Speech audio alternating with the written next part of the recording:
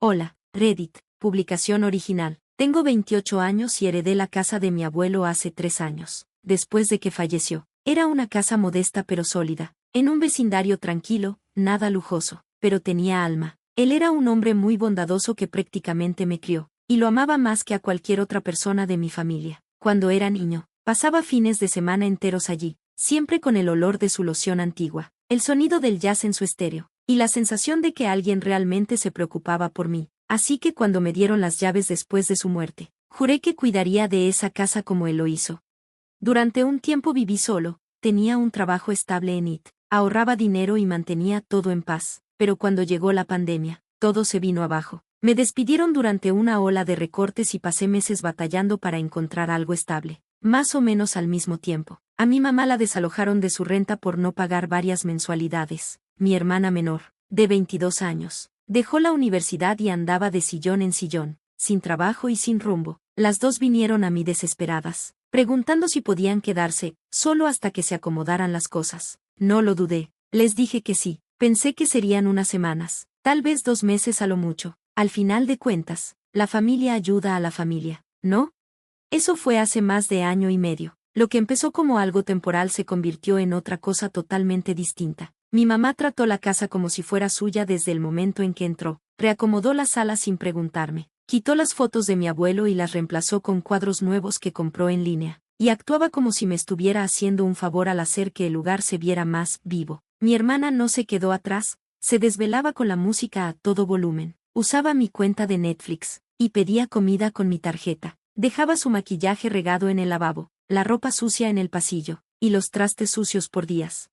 Cada vez que intentaba hablar de responsabilidades o límites, recibía una de dos reacciones: o mi mamá me hacía sentir culpable por lo difícil que había sido su vida, o mi hermana se burlaba de mí por ser demasiado cuadrado. Deberías agradecer que estamos aquí para apoyarte, me dijo una vez mi mamá cuando le pedí que no dejara sus zapatos en medio del pasillo. La mayoría no tiene familia que lo respalde. Apóyanos tú. Nunca pusieron ni un peso para los servicios, la despensa, ni siquiera para los productos de limpieza. Yo apenas iba sobreviviendo con trabajitos de soporte técnico freelance por internet, sin ganar lo suficiente, mientras ellas vivían gratis y se acababan mis ahorros. La semana pasada, me dio una gripa brutal, fiebre, escalofríos, dolor de garganta, mareos. Apenas podía levantarme. Aún así, traté de seguir trabajando desde la sala en mi laptop, pero para el tercer día ya no daba más. Estaba tirado en el sillón de la sala, envuelto en una cobija, temblando y sudando, porque mi hermana se había adueñado de mi cuarto para hacer una sesión de fotos con sus amigas, según ella, de influencer. Recuerdo que le pedí a mi mamá: ¿puedes traerme aunque sea una sopa o unas galletas y sales? Ni siquiera me volteó a ver. Sí, ajá, murmuró antes de salir con mi hermana, las dos vestidas como si fueran al antro. Dormí casi todo el día y desperté en la noche con ellas riéndose en la cocina. Me rugía el estómago, seguía sin haber nada de comer. Me arrastré hasta allá y les pregunté: ¿no compraron nada? Ella me miró sin expresión y dijo: no, no fuimos al súper, fuimos al spa.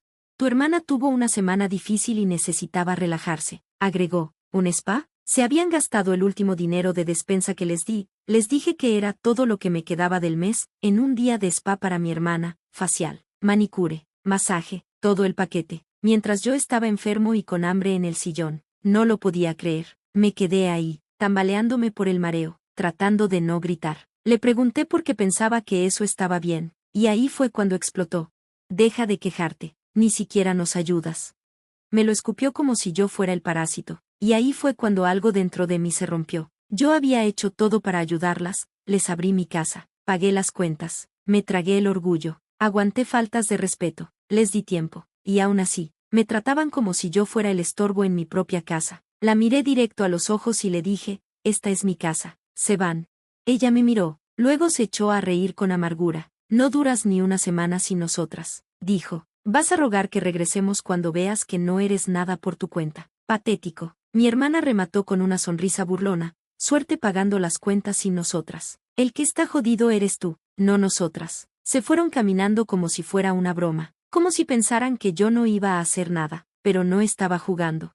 Esa misma noche, mientras dormían, empaqué todas sus cosas: ropa, maquillaje, zapatos, artículos personales, en las maletas y cajas con las que llegaron. No tiré nada, Estaba enojado, pero no era cruel. Coloqué todo junto a la puerta. Hasta les puse sus cargadores y almohadas con cuidado. Luego cambié las cerraduras, en silencio, con toda intención. A las 6 a.m. les mandé un mensaje a ambas. Tienen hasta las 8 para irse. Si siguen aquí después, llamaré a la policía por allanamiento. Me senté en las escaleras de la entrada, hecho pedazos, con un termo de té que preparé con lo último de la miel. Me dolía la cabeza, me dolía todo el cuerpo, pero nunca había tenido la mente tan clara. A las 7:55, mi mamá bajó furiosa, gritando como si yo la hubiera traicionado. Me llamó desalmado, mal agradecido, que me iba a arrepentir toda la vida, que mi abuelo estaría decepcionado. Mi hermana venía detrás, por una vez en silencio, arrastrando sus maletas con cara de pocos amigos. No discutí, no grité, no expliqué nada, solo me quedé parado, con los brazos cruzados, viéndolas irse. Se fueron. Esa noche corté todo lazo, bloqueé sus números, cerré mis redes, y eliminé el grupo familiar. Me senté en mi casa, todavía enfermo pero por fin solo. No se sentía como paz aún, se sentía como el final de una guerra. Pero lo curioso de las guerras es que a veces el enemigo no se entera de que ya terminó. Una semana después, llegó una carta a mi nombre, sin remitente, pero reconocí la letra. Era de mi mamá, elegante, precisa y llena de agresividad pasiva. Como siempre, dudé en abrirla, ya las había bloqueado, cambié las cerraduras, borré el grupo familiar, y hasta les pedí a algunos parientes que no compartieran nada mío, pero la curiosidad ganó. La abrí, esperando quizás una disculpa o una tregua. En vez de eso, eran 3 páginas de manipulación emocional. Me acusó de abandonar a mi familia, de traicionar a quienes me dieron todo, y dijo que mi abuelo estaría asqueado de que echara a su propia hija de la casa que él me dejó. Me llamó egoísta, cruel y mentalmente inestable por exagerar por una simple gripa. Terminó diciendo que ella y mi hermana buscarían asesoría legal para reclamar su parte legítima de la casa. Me reí, luego me enojé, luego me reí otra vez. Siempre era el mismo ciclo. Invadir mis límites, torcer la realidad, y hacerse las víctimas cuando pongo consecuencias. Aún así, lo de la demanda me puso nervioso. Al día siguiente me puse a revisar todos los documentos, el testamento de mi abuelo, la escritura, el título, todo. Por suerte, estaba todo en regla. Él me dejó la casa solo a mí, no a la familia. Lo dejó claro en papel y en vida: eres el único en quien confío para cuidar este lugar. Pero el drama no terminó. Días después empezaron a llamarme parientes que no veía hace años. Una tía me llamó, mal agradecido. Un primo me escribió por Facebook preguntando cómo pude darle la espalda a la mujer que me dio la vida. Hasta una amiga de la iglesia de mi mamá me mandó un mensaje larguísimo sobre honrar a tus padres y respetar a tus mayores. Resultó que mi mamá y mi hermana habían estado contando su propia versión de los hechos, haciéndome ver como un loco egoísta que las echó a la calle mientras ellas solo trataban de ayudarme.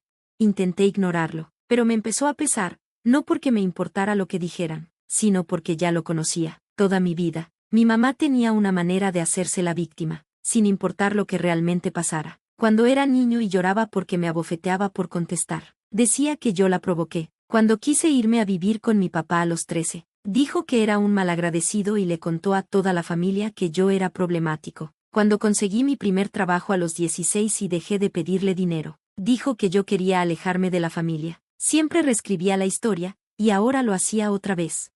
Sabía que tenía 2 opciones: quedarme callado y dejar que me pintaran como el villano, o hablar. Así que hablé. Publiqué un mensaje largo y detallado en mi Facebook, algo que nunca hago, explicando exactamente lo que pasó. Conté cómo vinieron a mí desesperadas, cómo las apoyé económicamente, cómo no aportaron nada, faltaron al respeto, y cruzaron la línea cuando usaron mi dinero para el súper en un día de spa mientras yo estaba enfermo. Terminé el post con esto: familia no significa sacrificar tu dignidad, tu paz y tu bienestar para que otros eviten enfrentar sus responsabilidades. Mi puerta está cerrada, y así se va a quedar. Esperaba críticas, pero lo que recibí fue otra cosa. Algunos me eliminaron, otros dejaron comentarios vagos, pero la mayoría guardó silencio, y unos cuantos me escribieron en privado, amigos, conocidos, hasta un primo, diciendo que habían vivido cosas similares con mi mamá. Una prima dijo que recordaba lo mismo después de que murió mi papá. Me dio gusto que alguien por fin lo dijera en voz alta. Fue como abrir una presa. Por primera vez, entendí que no estaba loco, no era frío, ni roto, ni inestable. Solo había estado sobreviviendo a un patrón que nadie quería nombrar.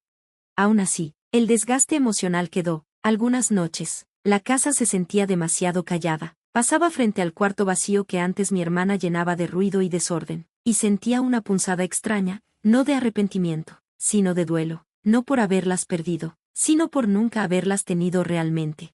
Una noche, encontré un viejo álbum de fotos que mi abuelo guardaba. Había fotos de él cargándome de bebé, del jardín que sembraba cada primavera, y de la sala antes de que mi mamá la redecorara. En la tapa interior, con su letra temblorosa, había escrito: "Esta casa es para la paz, para la honestidad y para las segundas oportunidades". Lloré al leer eso, porque entendí que hice justo lo que él habría querido, di segundas oportunidades. Intenté mantener la paz, pero cuando llegó el momento de ser honesto, honesto de verdad, aunque doliera, lo fui, aunque significara alejarme de la única familia que conocía. Semanas después, llegó otra carta escrita a mano, de nuevo sin remitente. Decía que no estaba de acuerdo con cómo se dieron las cosas, pero admitía que quizás se habían quedado más tiempo del debido. No pidió perdón, no exactamente, pero fue lo más parecido a una disculpa que he recibido de ellas. No respondí. Ya había hecho las paces, no con ellas, sino conmigo mismo. Desde entonces, he estado reconstruyendo. Conseguí un nuevo trabajo remoto de tiempo completo. Volví a pintar la sala como estaba antes. Puse de nuevo las fotos de mi abuelo. Y empecé a plantar tomates en el jardín. Él siempre decía que eran más fáciles que las personas. Y por primera vez en mi vida adulta, la casa vuelve a sentirse como un hogar. No sé si mi mamá y mi hermana algún día entenderán realmente lo que hicieron. Tal vez sigan contando su versión. Incluso puede que se la crean, pero ya no importa, porque terminé de vivir en su historia. Ahora estoy escribiendo la mía, y empieza con una casa tranquila, una puerta cerrada, y el sonido suave del jazz saliendo del estéreo. Y si llegaste hasta aquí, no olvides darle like al video y suscribirte al canal. Gracias por ver.